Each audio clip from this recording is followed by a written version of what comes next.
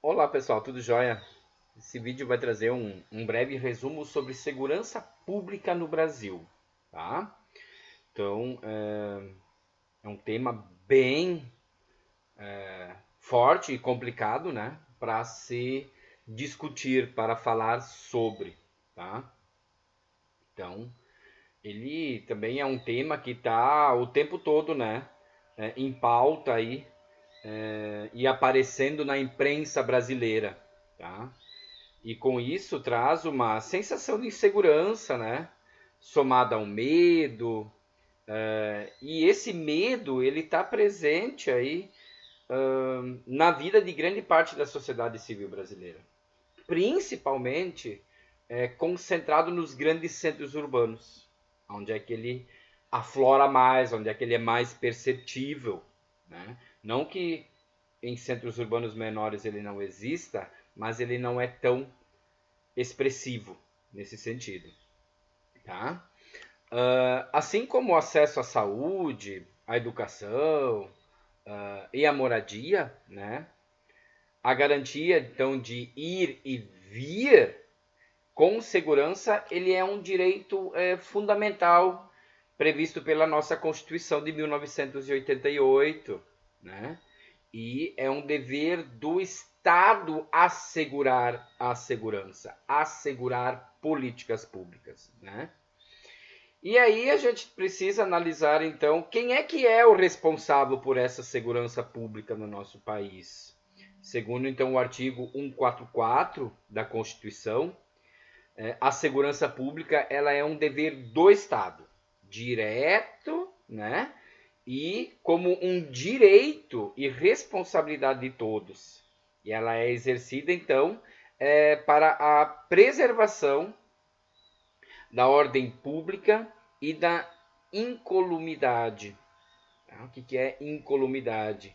É a situação do que está protegido e seguro, né? Das pessoas, do patrimônio, através de alguns órgãos, então, que têm a função de manter a segurança, que é a Polícia Federal, Polícia Rodoviária Federal, Polícia Ferroviária Federal, policiais, a Polícia Civil e Polícia Militar e também Corpo de Bombeiros, né? Militares. Alguns detalhes aí, né, das forças de segurança, como por exemplo a Polícia Federal, Rodoviária Federal e Ferroviária Federal, elas são organizadas então e mantidas pela União. Esses detalhes são bem importantes para se saber quem é que mantém isso ativo. Outra, a polícia militar e o corpo de bombeiros, né, militar, elas são forças auxiliares e reserva do exército e junto à polícia civil são subordinados a quem? Aos governadores, né, aos governos dos estados. E até em um nível ministerial aí, a Secretaria Nacional da Segurança Pública, que é um órgão aí do Ministério da Justiça, que tem como competências então principais e resumidas implementar, acompanhar e avaliar as políticas e programas nacionais voltados para a segurança pública. Né? Temos que destacar bem isso. E cabe ainda a essa secretaria incentivar os órgãos estaduais, tá? E municipais a elaborarem planos integrados de segurança. E além de fortalecer e integrar os órgãos responsáveis pela segurança, então, dos territórios nacionais.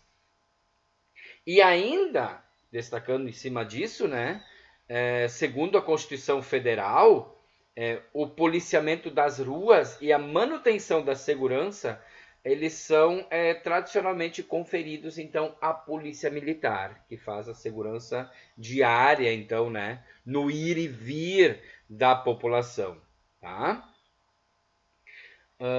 E aí nós temos que destacar alguns detalhes aí, por exemplo, de problemas então que nós temos com questões de segurança pública. Tá? Então, em média, né, trazer uns dados aí, em média, cada 9 minutos uma pessoa é morta violentamente no Brasil. Né? E o medo com isso, né? Todos os dias, né? O medo ao sair de casa e transitar por vias públicas, ele pode ser vivenciados aí por qualquer cidadão brasileiro que principalmente reside em uma das metrópoles do país, né? Ou mesmo em cidades de médio e grande porte. Não precisam ser necessariamente metrópoles, mas cidades grandes e médias. Como eu já tinha colocado, não que em pequenas cidades não tenha violência, mas ele não é tão expressivo. Muitas vezes assim ele é por ter aquelas questões muito mais comunitárias nas pequenas cidades, né? Então, como forma aí de medir o nível de insegurança ou violência das cidades, são utilizados aí alguns dados, então, de indicadores que expressam o número de crimes contra o patrimônio, né? Contra o patrimônio, então, como furtos e a própria vida, né? Então, tais indicadores são construídos e seus dados aí coletados, analisados e geralmente então pelas secretarias de Estado que são responsáveis aí pela segurança de cada unidade federativa, por cada estado que compõe a nação brasileira. Né? E após então esse recolhimento de dados em cada estado, um panorama nacional aí é publicado anualmente, né? Podem até dar uma pesquisada, né? Pelo Fórum Brasileiro de Segurança Pública, tá? E aí os crimes então ali vão aparecer todos os dados então da criminalidade, né? Da problemas de segurança, da violência e tudo mais. E aí, dentro disso, né, desse Fórum Brasileiro de Segurança Pública, né, onde a gente consegue, então, ver esses detalhes, ver o resultado dessas pesquisas, os crimes violentos, letais e intencionais são tipo um termômetro da violência no Brasil. Por quê? Porque expressam a maior preocupação do cidadão quando o assunto é segurança, tá?